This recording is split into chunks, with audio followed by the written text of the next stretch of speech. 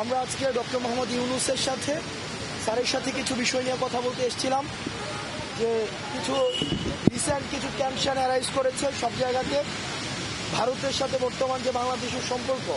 গতকাল আমরা দেখেছি যে আগরতলায় যে হামলাটি হয়েছে আমাদের যেই বাংলাদেশ কনসুলেটের মধ্যে, এবং রিসেন্ট যেই সাম্প্রদায়িকতা ইস্যু যেটিকে বিশ্ব মিডিয়াতে দেখানো হচ্ছে যে বাংলাদেশে মাইনরিটিরা অনিরাপদে রয়েছে এবং দ্রব্যমূল্যের ঊর্ধ্বগতি, শিক্ষা, নতুন কমিশন, সংস্কার প্রস্তাবনা, এই বিষয়গুলো নিয়ে স্যারের সাথে আজকে আমাদের আলোচনা হয়েছে। আমরা যে ফিল্ডের যে বর্তমান অবস্থা সেই অবস্থাটি স্যারকে জানানোর চেষ্টা করেছি। আমরা আমাদের জায়গা থেকে স্যারকে বলেছি যে বিশেষ করে প্রথমত ভারত সরকারের সাথে ফ্যাসিস্ট সরকারের যেই ধরনের গোপন চুক্তিগুলো হয়েছে সেটি যেন প্রকাশ করা হয়। ফেলানি হত্যা সহ সীমান্ত যতগুলো হত্যা হয়েছে সেগুলোর জন্য বিচার নিশ্চিত করা হয় এবং পানির যে ন্যায্য হিস্সা সেই হিস্সাটি যেন বাস্তবায়ন করা হয় এবং আমাদের যেই বাণিজ্যিক যে সম্পর্কটি রয়েছে ভারতের সাথে সেই সম্পর্কটি যেন ন্যায্যতার ভিত্তিতে হয় এবং সেটির মধ্যে যেন ডিগনিটি থাকে। আমরা সেই বিষয়গুলো নিয়ে কথা বলেছি। আপনারা জানেন যে সিন্ডিকেটের কারণে মানুষের যে দ্রব্যমূল্যের ঊর্ধ্বগতিতে মানুষের স্বাভাবিক জীবন যে ব্যাহত হচ্ছে, মানুষ ফিল করছে যে এই যে দ্রব্যমূল্যের লাগাম টানা উচিত, মানুষের সেই সংকটে আমরা ডক্টর মোহাম্মদ ইউনূস স্যারকে আমরা জানিয়েছি। আমাদের যেই সাম্প্রদায়িক যেই ট্রাম্প কার্ডটি বিশ্ব মিডিয়াতে ছড়ানো হচ্ছে যে এই গণ অভ্যুত্থানটি হচ্ছে rise of Islam and fundamentalism, বিষয়টি যে আসলে এমন না, বরং সকল শ্রেণী পেশার ছাত্র নাগরিকের অংশগ্রহণের মধ্য দিয়ে এই আন্দোলনটি গণ অভ্যুত্থানটি হয়েছে এবং আমাদের যেই হিন্দু ভাইদের সাথে বা যারা সংখ্যালঘু রয়েছে, যদিও এই শব্দটি ব্যবহার করতে আমরা আমাদের জায়গা থেকে আমরা সংকোচ বোধ করি, বাংলাদেশে প্রত্যেকেই সাম্য এবং মানবিক মর্যাদার মধ্য দিয়ে তাদের জীবন ধারণ করছে।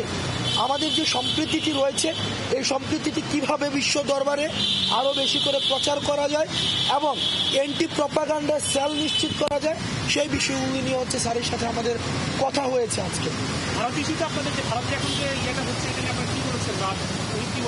দেখেন আমাদের বিষয় আপনাদের দেখা হয়েছিল জাতীয় ঐক্যের কথা।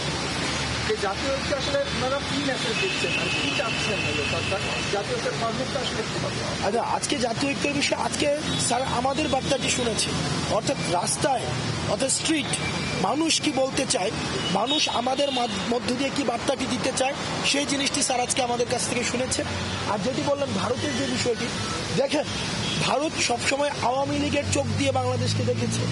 ভারতের সাথে যে সম্পর্কটি সেটি জনগণের সাথে জনগণের সম্পর্ক হয়নি, সেটি রাষ্ট্রের সাথে রাষ্ট্রের সম্পর্ক হয়নি, বরং ভারতের সাথে আওয়ামী লীগের সম্পর্ক হয়েছে।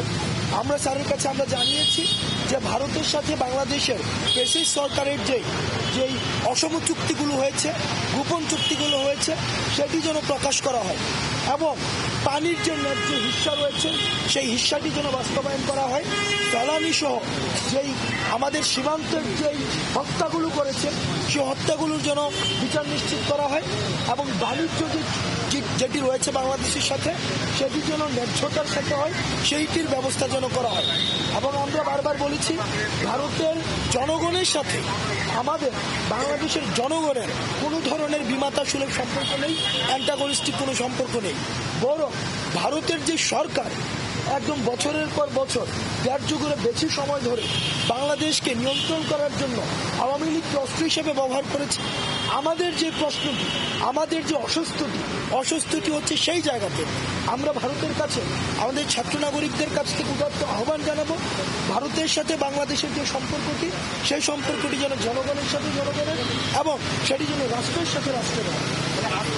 আপনারা আন্তর্জাতিক সঙ্গে বৈঠক করবেন না ভেতরে আরো কেউ